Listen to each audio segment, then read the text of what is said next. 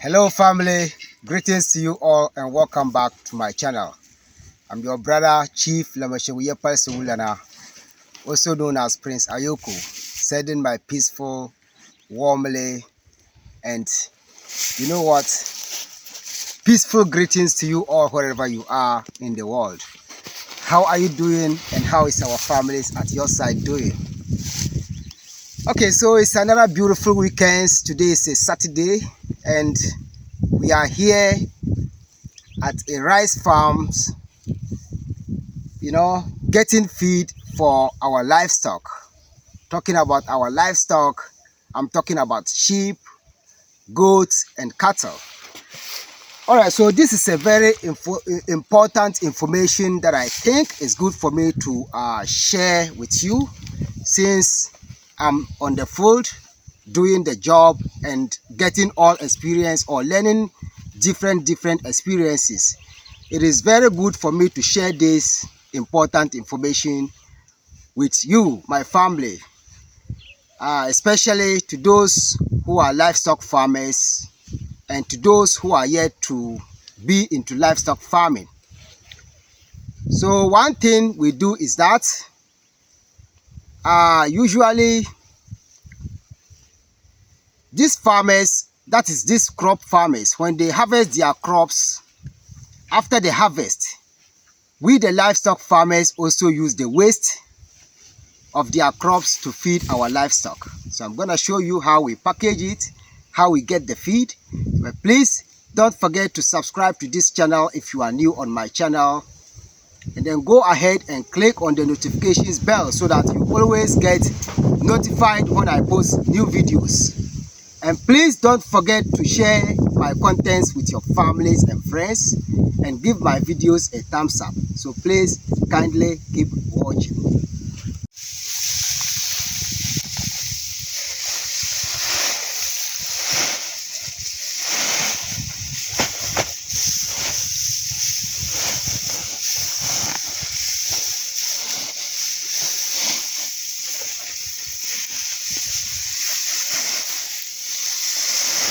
So you see how we do it.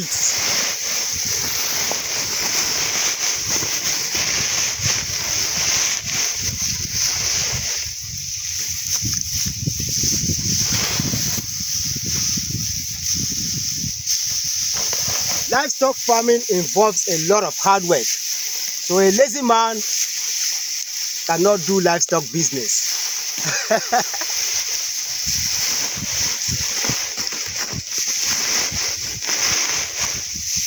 That's one thing you have to know when you are getting into livestock farming. There's no laziness in livestock business.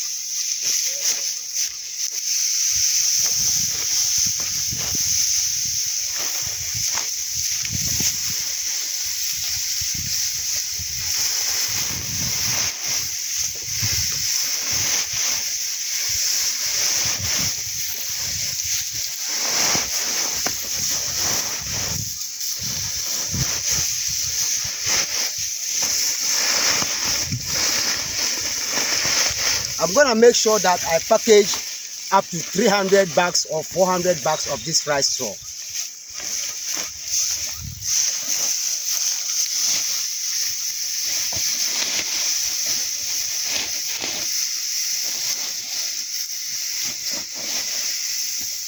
And we don't wear gloves when we're doing this, because we like working with our natural hands.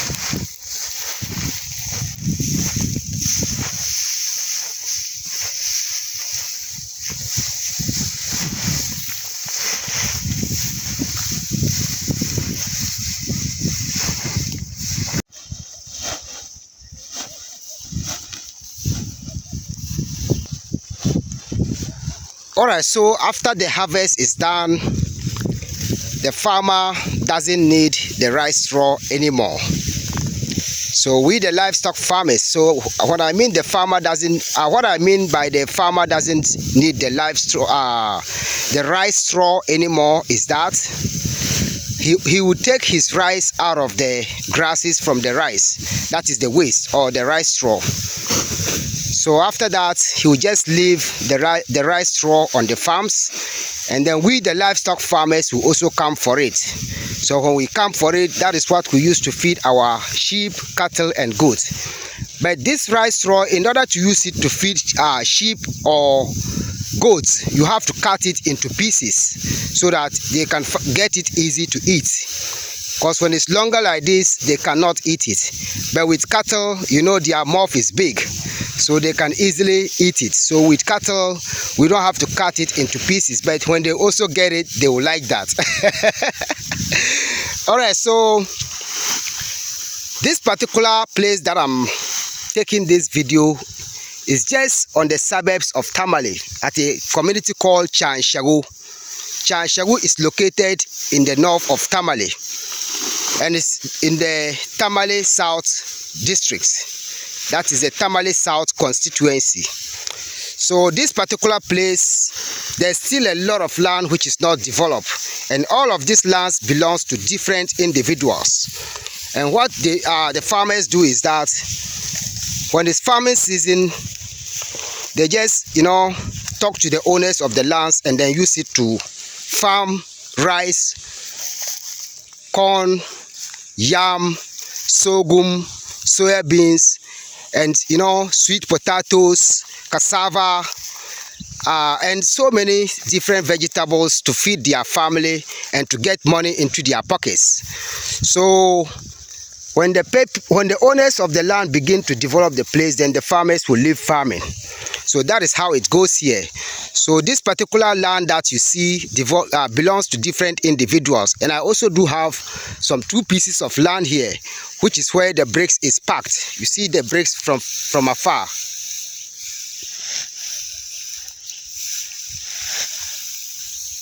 Yeah, I also have some 2 pieces of land there that the farmer used to farm this rice. So actually, this rice straw that we are picking up was being farmed on my land, even though the farmer is not the right owner of the land, but I gave him the opportunity to use my land to farm in order to get food for his family. So after that, we'll also come and then get the rice straw and use it to feed our livestock. So that is how we do here. It's all about helping the community.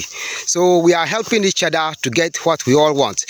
Okay, so the reason why we are packaging it this way is to keep it safe so that it will not spoil. So when we package it this way, when the dry season when the dry season comes, we are almost in the dry season because our grasses is starting to get dry. So when all the grasses get dry, there would not be feed for the animals to eat. So that is when we will begin to use this rice straw to feed them. That is especially the cattle. So to those who are cattle farmers and in northern Ghana, this is a very good tip for you. The rice straws at your communities where people farm rice and the leftovers of the waste or the rice is good for feeding cattle. So please make good use of this and don't let it get waste. So thank you for watching and continue to watch.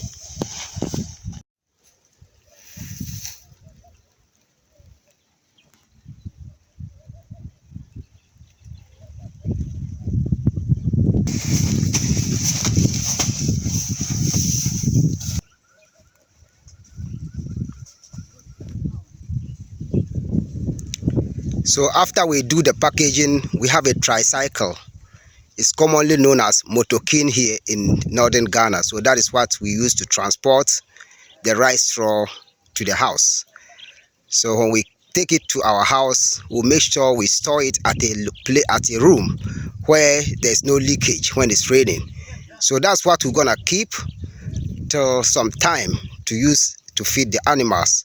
So rice farming is very beneficial to we livestock farmers, not only rice farming. A lot of the crops in northern Ghana, after the harvest season, that is what we use to feed our livestock, and it actually reduces the cost of feeding.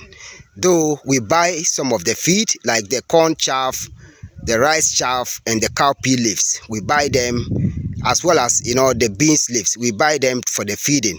But this rice straw, actually we get it for free, but we just pay the people who come to package it and the people who do the work. So that is what we do. Work is going on all the time, and there is so much progress at the farms. So keep watching. I also just want to remind you that I got a new female cow today, and the cow is pregnant. So congratulations to me and my workers.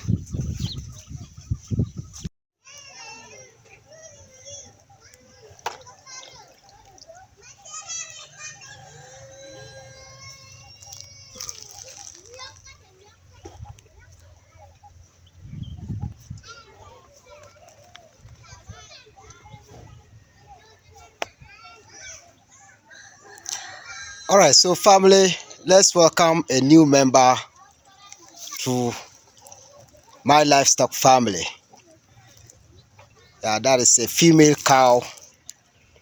Yeah, we brought her this morning. That is today, Saturday. We brought her and she's doing very well. And you know what? The most, happiest part of this good, nice, beautiful female cow is that she's pregnant. So I'm looking forward to having a new baby in my livestock family. So keep watching. More progress ahead.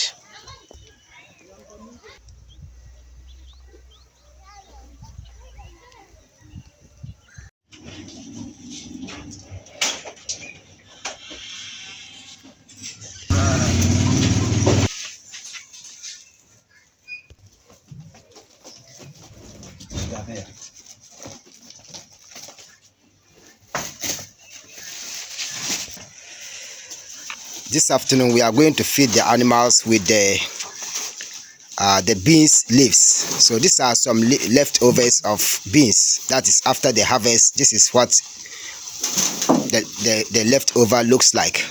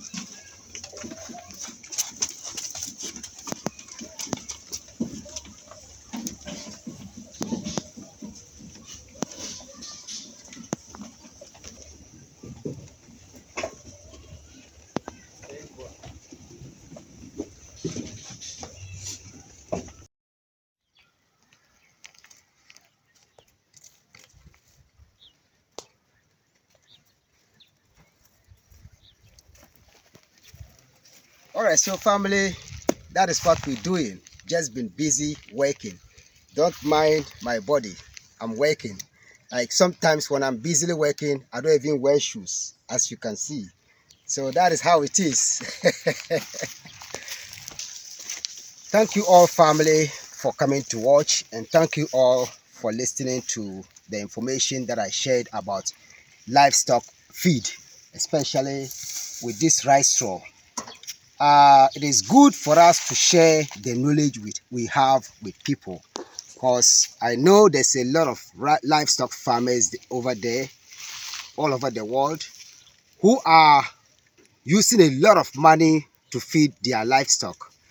Maybe some of them don't know this. Meanwhile, there are rice farmers over there.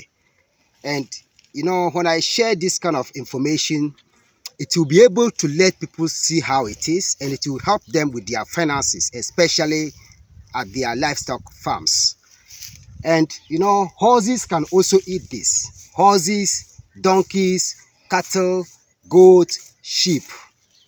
All of them can eat this. But one thing you have to do is that if you have a machine that can cut it into pieces, that would be so good. You know, here we are doing everything locally. We don't have this kind of machines. So anything that we do it manually. And that is the best we can do. Yeah, that is the best we can do. Even without the machines, we can do more. So I'm planning to buy the machine that cut this rice straw and other, you know, grasses into pieces for the livestock. And I'm also having plans to relocate my farms into a very big land, so that the animals will just be somewhere in nature, grazing, doing what they want. Because, you know, animals love nature. Animals love places that there is no houses. That's the kind of places animal loves. So I'm gonna do that. At least I'm planning to do that from now till the end of December to January. So watch out to see my new farms and how I'm gonna develop it. And please, to my livestock, my fellow farmers, not only livestock farmers, please continue to keep pushing through.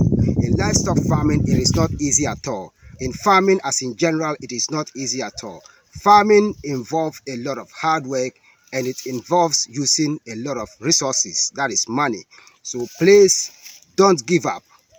At some point, when you are a farmer, when you farm and you do not get good yield, it discourages you. But don't let all of these things discourage you. As a livestock farmer, sometimes when your animals dies, it discourages you from doing the business. Never let it discourage you. Keep pushing through. Keep working hard. Keep maintaining your vision. Keep working on your vision. Keep working on your dreams. And keep your heads high and keep moving forward with what you have, with your faith. With your faith. Just keep moving forward with your faith. And, you know, keep everything into your heart and know and say that, yes, I'm gonna do it no matter how the challenge is. So family, thank you all for watching, and thank you all for your support. I'm your brother, Chief Lamashewiyapal Siwulana, also known as Prince Ayoko, sending my peaceful, warmly and lovely greetings to you all. Till we meet again, enjoy the rest of your weekends. I wish you all and our families at your side a very wonderful, productive and a blessed weekends to you all. Peace and salute. One love.